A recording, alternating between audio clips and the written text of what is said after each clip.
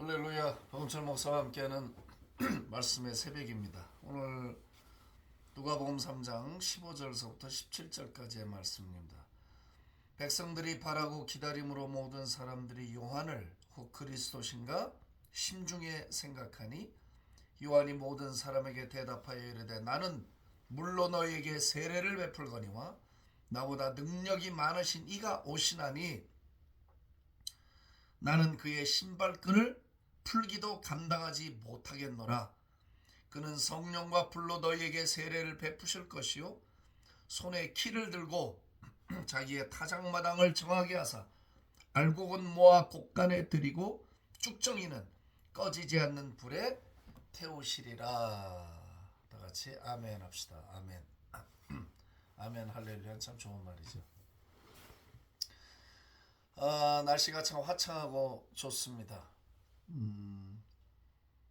마음도 환해지는 것 같죠? 요한이 이해한 예수님은 어떤 분이었냐면 성령과 불로 세례를 주는 분이었어요. 이제 그 당시 대중들은 요한이 원체 강력한 메시지를 선포하다 보니까 혹시 이 사람이 우리가 기다리던 메시아는 아닐까라고 생각을 했어요. 나라도 그 당시에 없었죠. 로마의 지배 아래 있었죠. 하나님의 선민으로서의 자존심이 망가질 대로 망가진 그야말로 그러면서도 바리새인이나 서기관들이나 율법사들은 소위 말하는 그냥 똥 자존심만 갖고 살아가던 나름대로의 왕국을 건설하던 그런 시대였어요. 그렇지만 오랫동안 메시아의 탄생을 기대했죠. 근데 그들이 바라던 메시아는 어떤 메시아였느냐?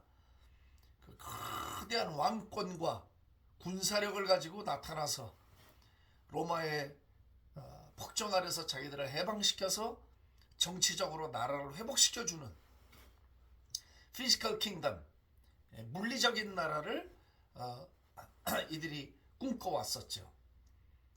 그래서 세례 요한이 막 강력하게 등장하자 혹시 저분이 우리가 기다리는 메시아일까? 라고 생각을 했던 거예요.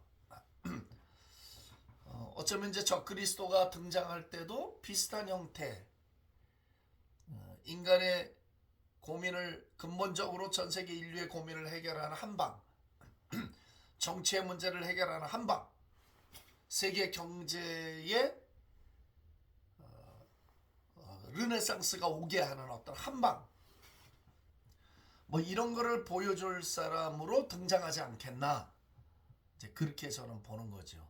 그러면 이제 사람들의 관심과 인기를 얻고 이제 등장을 하고 주목을 받게 되겠죠. 그럼 정치판이 바뀌고 경제판이 바뀌면서 희한한 세상이 잠시 오겠죠. 잠시. 세례 요한도 그런 스팟라이트를 받으면서 등장을 한 거예요. 그런데 그렇게 생각하니까 요한이 답을 줬어요. 나는 그저 심부름꾼에 지나지 않는다. 내 뒤에 오시는 이가 있다. 주인공이 있다. 그런 능력이 무지하게 많은 분인데 어떤 능력이냐? 성령과 불로 너희에게 세례를 베푸시는 분이다. 성령의 세례와 불세례죠. 어떤 경우는 성령의 세례와 불세례가 같이 오기도 하고 이 두 개가 같은 건 아니에요. 성령의 세례를 받는다고 해서 다 불을 받는 것도 아니고 그렇기 때문에 성령의 세례와 불세례는 동시에 오기도 하지만 분리되어 있기도 해요. 어찌됐거나 요한은 뭐라고 그러냐면 이 성령과 불을 내리는 분이 누구라고요? 예수님, 메시아라는 거예요.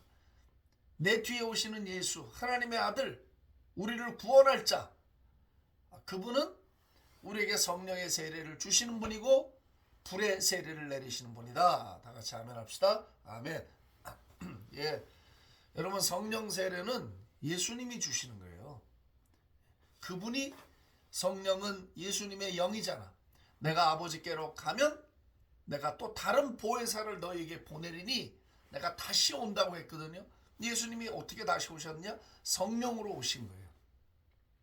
그래서 성령은 예수의 영이고 하나님의 영이에요. 그러니까 성령을 받는다, 성령 세례를 받는다는 말은 무슨 말인가? 예수님 세례를 받는다 그 말이에요. 아멘이시죠? 네. 그래서 성령의 세례를 받고 거듭난 사람들은 누구 얘기를 하느냐면 예수님의 이야기를 해요. 왜? 성령은 예수의 영이고 성령의 세례를 받으면 예수님의 세례를 받은 것이니까 예수님으로 세례를 받았는데 누구 얘기를 하겠어요? 예수님 얘기를 할 수밖에 없는 거예요. 그래서 복음을 증거하게 되고 예수님을 사랑하게 되고 예수님께 가까이 가게 되고 예수님을 닮아가게 되고 예수님의 뜻을 쫓아가게 되더라 말이지. 할렐루야. 네. 이제 성령 세례하면 보통 은사를 생각하지만 성령의 세례를 받음으로 은사가 나타나고 은사가 강해지고 다양한 방면의 demonstration, 그 은사의 증거가 나타나기 시작해요.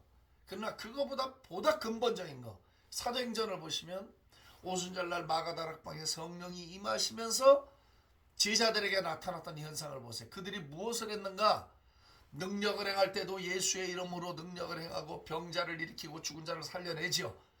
어디를 가든지 예수님의 순환과 부활을 증거하잖아요. 그러니까 초기 한 300년 동안의 기독교 역사의 핵심 축은 뭐였냐면 예수님의 고난과 부활, 이 신학 바탕 위에서 교회가 흘렀어요.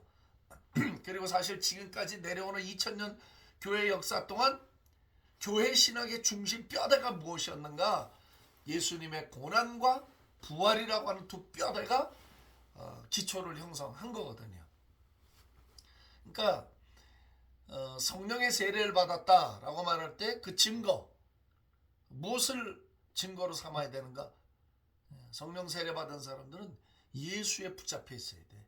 예수로 꽉 차 있어야 돼.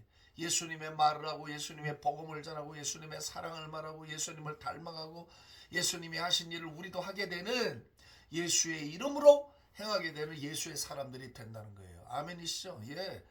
성령 받으면 예수의 사람이 되는 거예요. 그냥 미쳐 날뛰는 게 아니고 예수로 취하고, 왜? 예수로 세례를 머리부터 발끝까지 확 잠겼으니까 예수님으로 채색되는 거잖아. 우리가 칼로링을 막 염색하는 거지. 내가 생각했지만 훌륭한 말입니다. 예수로 염색하는 거야. 예수님 염색이 들리는 거야. 그렇죠? 그러니까 예수에 미칠 수밖에 없는 거지. 그러니까 나는 어떻게 판단을 하느냐면 정말 성령 세례를 받았나? 그는 예수에 미치거나 예수로 염색돼 있어야 된다. 동의하시면 아멘 하세요. 아멘. 이게 동의가 안 되면 의심스럽거나 이상하다, 난 아닌 것 같아, 그러면 여러분들 아직 그 세례를 받지 못하신 분들이에요. 정말이에요. 정말 예수의 세례를 받았으면 그냥 나는 예수로 염색한 사람이야. 그 이상의 표현을 제가 할 방법이 없어요. 그러니까 하여튼 성령 세례 받아야 돼. 그래야 온전한 신앙생활을 하고 주님이 원하는 삶을 살아갈 수가 있게 돼요. 또 불세례, 뜨거워지는 거죠. 뜨거워져. 물론 뜨거움의 종류도 다양하잖아요. 어쨌든 불이라고 하는 건 뭐냐? 태우는 거야. 그래서 그 뒷구절을 보면 알곡은 곳간에 들이고 죽정이는 꺼지지 않는 불에 태워버린다니까. 세례 요한은 성령의 세례를 어떻게 이해했는가? 예수님이 주시는 성령과 불세례를 어떻게 이해했냐면 태우는 것으로, 태우는 것으로 죄를 태우고 부정한 걸 태우고 축정이를 태우는 어떤 심판의 개념이야. 그래서 알곡은 모으고 축정이는 버리는. 사실 불세를 받은 불의 특성이 뭐예요? 불을 태우는 거잖아요. 열기를 주고 태우고 찬 거를 내쫓고 어둠을 밝히고, 이게 불이잖아요. 그러니까 불이 들어오면 삶이 극명하게 갈라져. 그렇죠? 이게 불의 특성이잖아. 추운데 불이 들어오면 추위를 녹이잖아요. 추운데 불빛이 오면 어둠이 떨어잖아요. 냉랭한 사람이 뜨거워지고 따뜻해지잖아. 그러니까 성령의 세례를 받고 불세를 받으면 삶이 아주 명확하게 before and after, 전과 후가 정확하게 갈린단 말이에요. 어정쩡한 건 존재할 수 없어요. 동의하세요? 예. 내가 예수 믿고 성령의 세례를 받고 불세를 받았는데 지금도 어정쩡한 삶을 산다. 이것도 아니고 저것도 아니다. 중간에 있다. 그레이 코너, 회색 지대에 놓여 있다. 아니요, 그런 거 없어요. 어둠이 아니면 빛, 불이 아니면 찬 거, 예? 이렇게 갈라지게 돼 있지 중간 지대가 존재할 수 없는 거예요. 왜? 불의 특성상 중간은 존재할 수 없거든. 와우. 도전이 되시죠? 방송을 보시면서 마음에 도전이 되시는 분들은 기도해야 돼요. 아니면 주님 제게 불을 주십시오.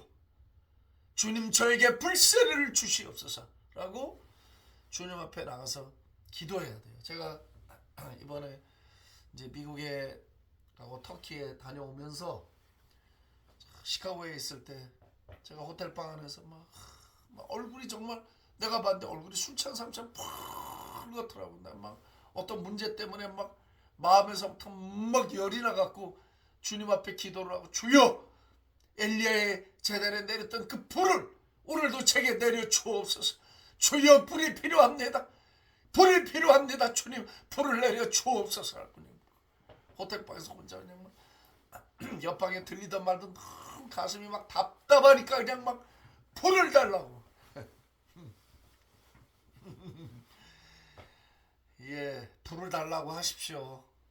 김진홍 목사님은 간증책에 보니까 옛날에 자기가 남미촌 사회가다 교도소 갇혔을 때 너무 추우니까 성경 읽으면서 불자만 찾아 읽었다. 이제 불. 근데 진짜 몸이 따뜻해지고 방 안에 옆에가 아니라 다 난로처럼 뜨거워지더라잖아요. 예, 영의 세계는 실제 않은 세계예요. 불을 달라면 불이 내려요. 믿습니까 여러분? 불을 달라면 불을 내리는 거예요. 이게 무슨 문학 소설이 아닙니다 여러분. 성경책이 실제적인 이야기고 이게 리얼리티, 이게 본질이란 말이에요. 본질. 그래서 불이 들어오면 쭉정이 태우는 거야. 우리 안에 있는 죄성을 태우고 더러운 구습을 태우고 더러운 언어를 태우고 더러운 생각을 태우고, 예, 더러운 삶을 태워버리는 것이에요. 그래서 우리가 구분된 삶, 거룩한 삶, 예수님의 삶, 예수님을 닮은 삶, 닮아가는 삶으로 변화가 일어나게 되는 줄로 믿습니다. 할렐루야. 용기가 생기지 않습니까? 뭔가 원함이 생기지 않습니까? 그래, 맞아, 이거야, 이런 생각이 안 듭니까? 예? 편안히 안주하지 말고 오늘도 주여 저를 주님의 도구 삼으시되 주님의 도구를 삼으시되 불의 은혜를 받게 하시고, 예, 성령의 강력한 은혜를 받게 해 주옵소서. 그래서 예수님으로 채색되고 예수를 말하고 예수를 증거하고, 예, 예수님을 닮아가고 예수님과 친하고 예수님과 동행하는, 그래서 이 땅에 아버지가 나를 보내신 뜻을 이루러 오셨다는 예수님의 삶처럼 우리도 예수님이 원하셨던 아버지의 뜻을 이어받아서 우리도 예수님처럼 이 땅에 나그네 길을 걷게 해 주시옵소서 라고 기도하는 것이 우리 하나님의 자녀들의 마땅하고 정당한 기도일 것이라고 나는 믿습니다. 이제 내일이면 또 주일을 맞이하시는데 바라기는 몸된 교회에서 은혜와 진리로 충만함과 뜨거움을 얻게 되시기를 바랍니다. 존귀하신 주님, 주의 이름을 송축합니다. 예수님은 우리에게 성령과 불로 세례를 주시는 분이십니다. 예수님으로 말미암아 예수님의 영인 성령의 세례를 받고 불세를 받음으로 우리의 죄가 태워지고 우리의 구습이 태워지고 지금도 타고 있고 새 사람, 구분된 사람, 거룩한 사람, 하나님의 사람들로 살 수 있도록 은혜를 주시니 감사합니다. 예수님도 닮아가게 해주시고 예수님 말하게 해주시고 예수님의 복음 증거하게 해주시고 예수님의 뜻을 내 삶으로 이어받아가는 충만함을 받게 하여 주시옵소서. 할렐루야. 찬송과 영광 존귀를 주 앞에 올려드리고 예수님의 존귀하신 이름으로 기도합니다. 아멘. 할렐루야. 제가요 이 유튜브에 자막에다가 터키 지금 튀르키예 혹시 구호 헌금을 보내실 분들은 제가 그 선교사님 구자를 올릴 수가 없어요. 잘못해서 선교사라는 게 알기에는 바로 추방이니까. 그래서 제가 공백만 제 구자를 남겨놓을 테니까 후원하실 분들은 그리로 보내주시면 지금도 20시간 넘게 차를 타고 그 지역에 드나들면서 피곤을 느끼는데 한 생명이라도 구원할 수 있는 일에 참여해 주시길 바랍니다.